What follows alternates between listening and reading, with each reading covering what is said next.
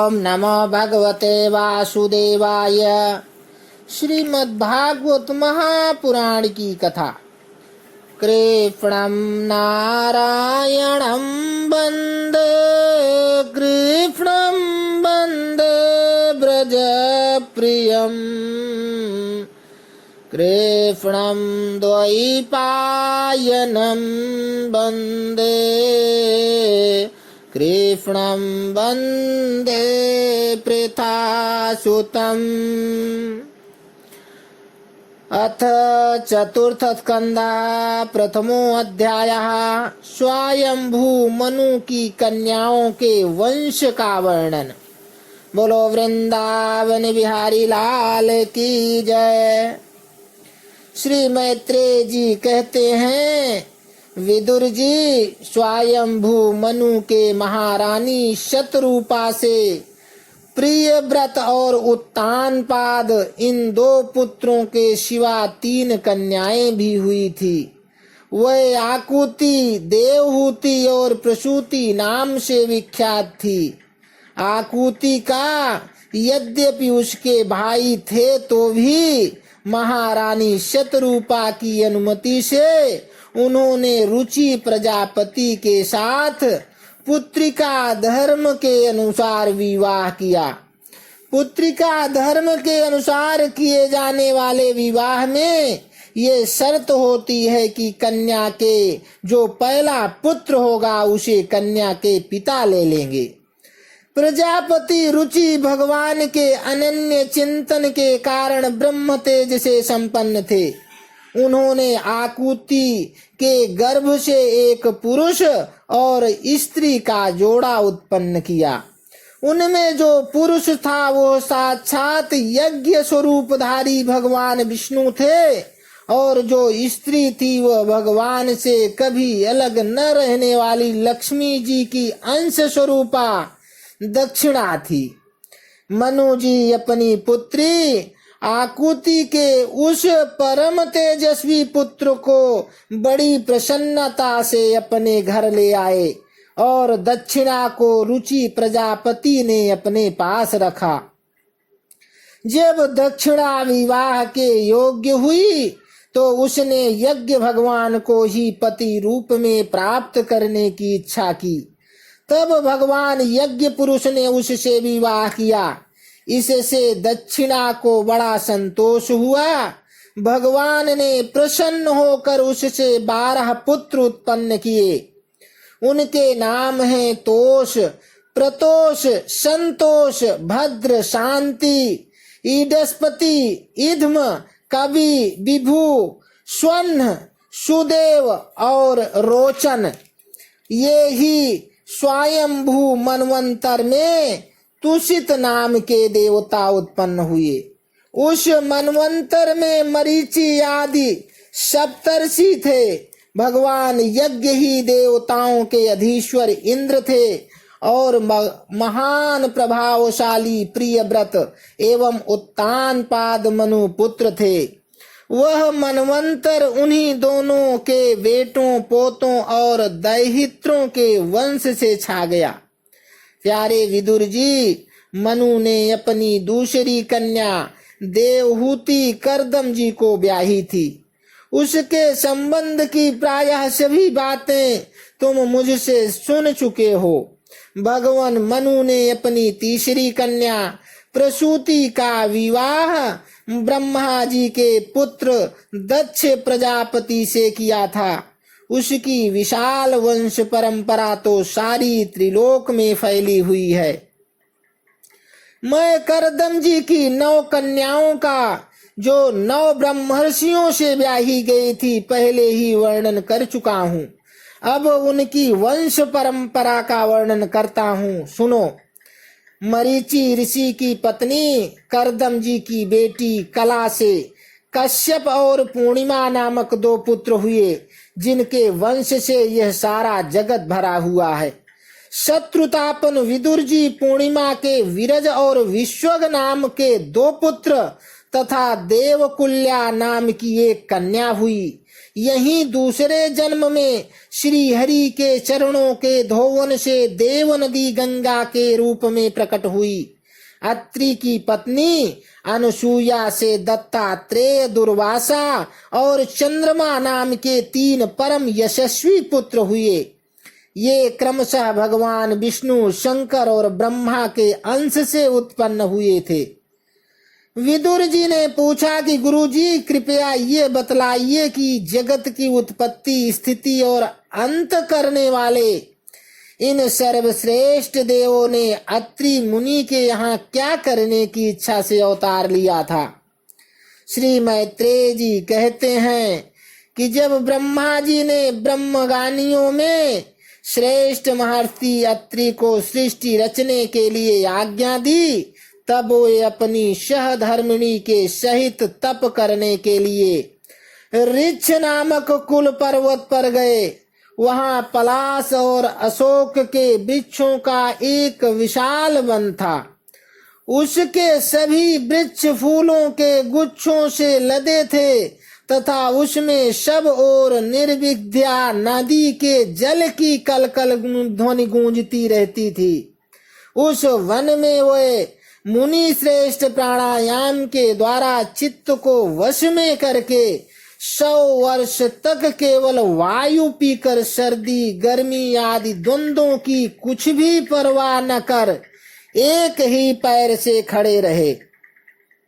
उस समय वह मन ही मन यही प्रार्थना करते थे कि जो कोई संपूर्ण जगत के ईश्वर हैं, मैं उनकी शरण में हूँ, वे मुझे अपने ही समान संतान प्रदान करें।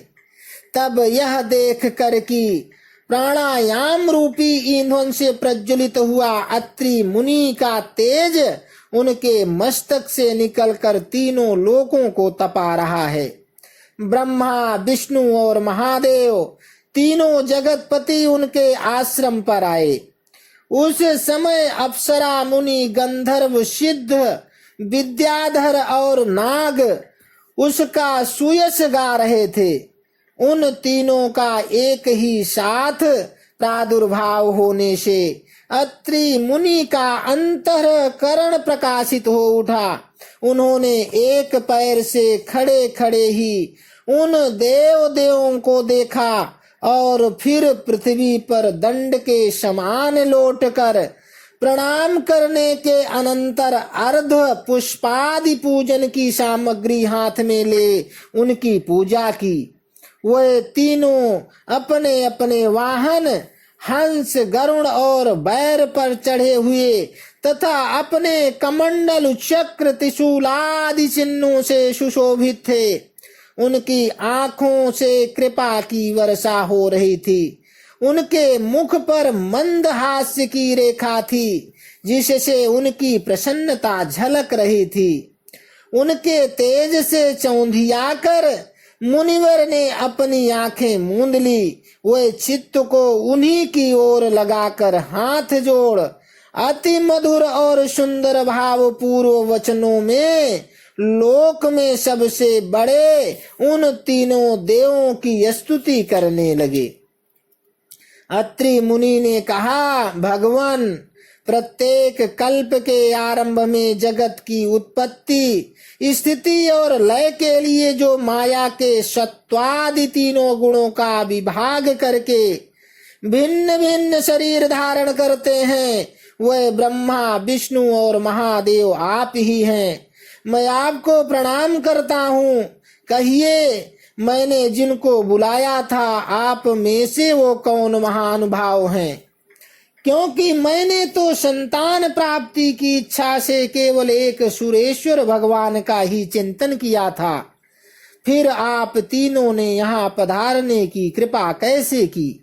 आप लोगों तक तो देहधारियों के मन की भी गति नहीं है, इससे मुझे बड़ा आश्चर्य हो रहा है। आप लोग कृपा करके मुझे इसका रहस्य बतलाइए। श्री मैत्रेय जी कहते हैं कि समर्थ विदुर जी, अत्रि मुनि के वचन सुनकर वे तीनों देव हंस पड़े और उनसे सुमधुर वाणी में कहने लगे, देवताओं ने कहा कि ब्राह्मण, तुम सत्य संकल्प हो, अतः तुमने जैसा संकल्प किया था वही होना चाहिए। उससे विपरीत कैसे हो सकता था? तुम जिस जगदीश्वर का ध्यान करते थे वह हम तीनों ही हैं। प्रिय महर्षि, तुम्हारा कल्याण हो। तुम्हारे यहाँ हमारे ही अंश स्वरूप 3 जगत विख्यात पुत्र उत्पन्न होंगे और तुम्हारे सुंदर यश का विस्तार करेंगे। उन्हें इस प्रकार अभीष्ट वर देकर तथा पति पत्नी दोनों से भली भांति पूजित होकर उनके देखते ही देखते वे तीनों सुरेश्वर अपने अपने लोकों को चले गए। ब्रह्मा जी के अंश से चंद्रमा, विष्णु के अंश से योग वेत्ता दत्तात्रेय जी और महादेव जी के अंश से दुर्वासा ऋषि अत्रि के पुत्र रूप में प्रकट हुए। अब अंगिरा ऋषि की संतानों का वर्णन सुनो।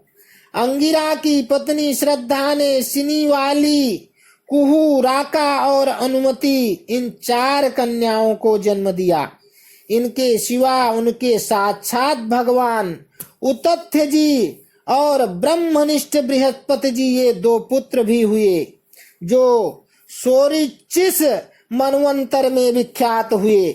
और पुलस्त्य जी ने उनकी पत्नी हविर्भू से महर्षि अगस्त्य और महातपस्वी विश्रवा ये 2 पुत्र हुए। इनमें अगस्त्य जी दूसरे जन्म में जठराग्नि हुए।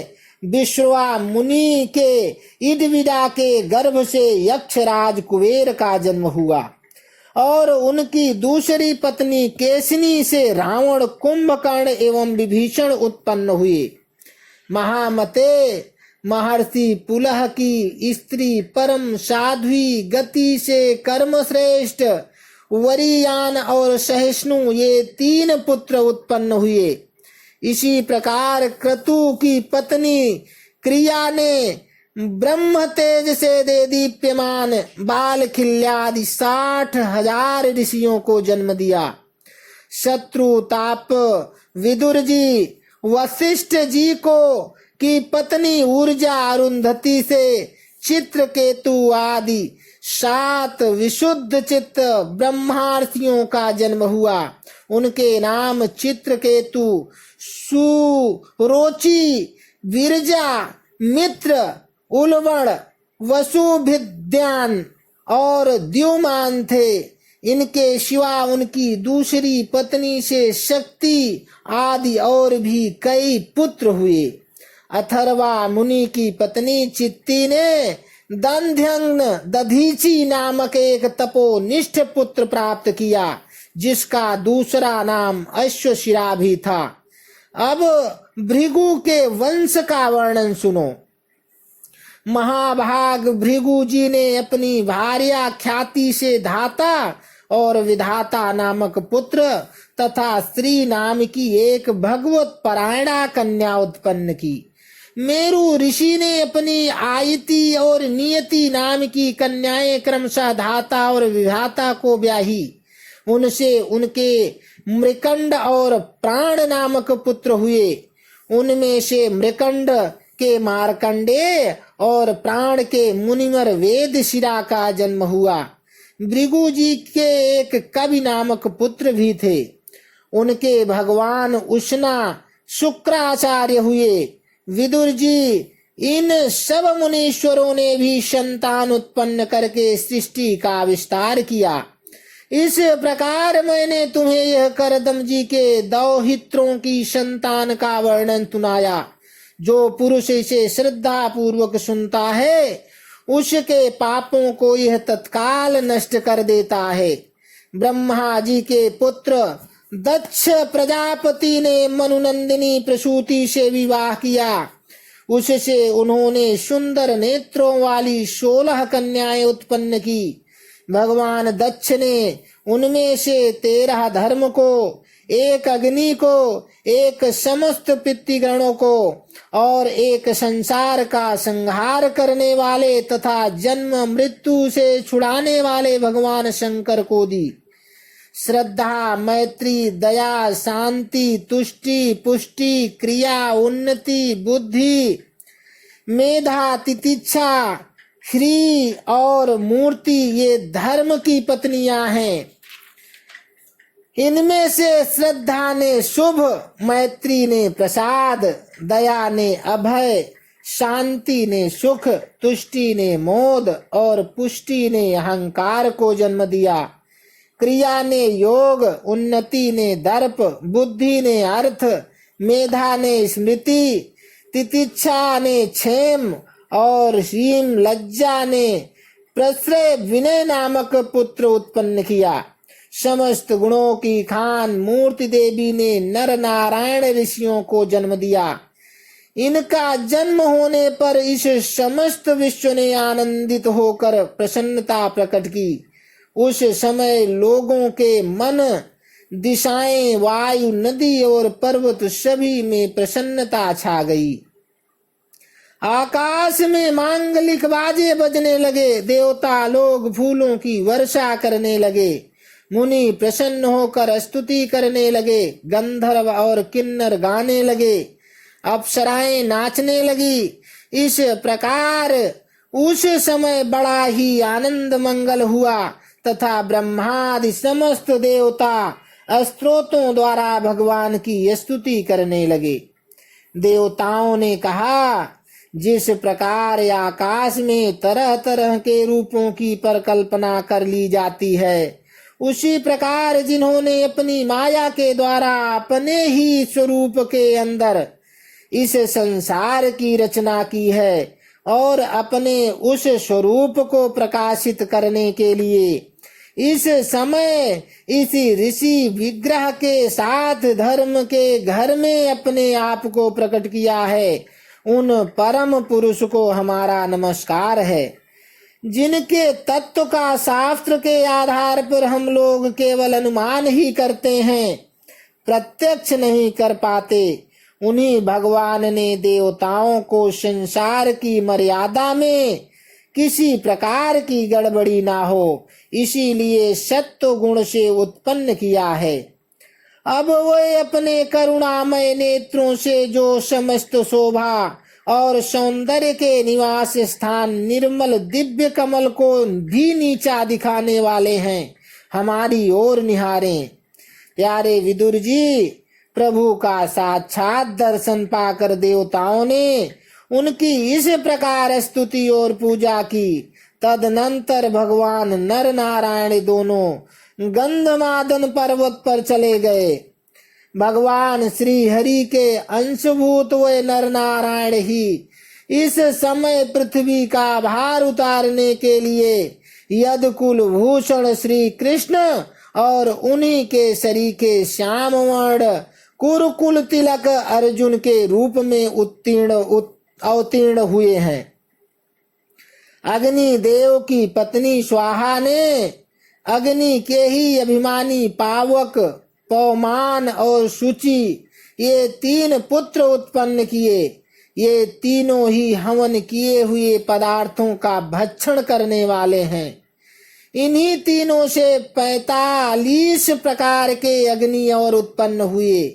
ये ही अपने 3 पिता और 1 पितामह को साथ लेकर 49 अग्नि कहलाए। वेदज्ञ ब्राह्मण वैदिक यज्ञ कर्म में जिन 49 अग्नियों के नामों से अग्नि इष्टियां करते हैं, वे ये ही हैं: अग्निस्वात, वर्हिषद, सोमप और आज्यप ये पितर हैं। इनमें साग्निक भी हैं और निरग्निक भी। इन सब पितरों की पत्नी दक्ष कुमारी स्वधा है। इन पितरों से स्वधा के धारिणी और वायुना नाम की 2 कन्याएं हुई। वे दोनों ही ज्ञान विज्ञान में पारंगत और ब्रह्म ज्ञान का उपदेश करने वाली हुई। महादेव जी की पत्नी सती थी। वे सब प्रकार से अपने पति देव की सेवा में संलग्न रहने वाली थी, किंतु उनके अपने गुण और शील के अनुरूप कोई पुत्र नहीं हुआ। क्योंकि सती के पिता दक्ष ने बिना ही किसी अपराध के भगवान शिव जी के प्रतिकूल आचरण किया था। इसीलिए सती ने युवावस्था में ही क्रोधवश योग के द्वारा स्वयं ही अपने शरीर का त्याग कर दिया था। इति श्रीमद्भागवते महापुराणे पारमहंस्यां संहितायां चतुर्थ स्कंदे विदुर मैत्रेय संवादे प्रथमो अध्यायः समाप्तः। बोलो विष्णु भगवान की जय। बोलो विष्णु भगवान की जय।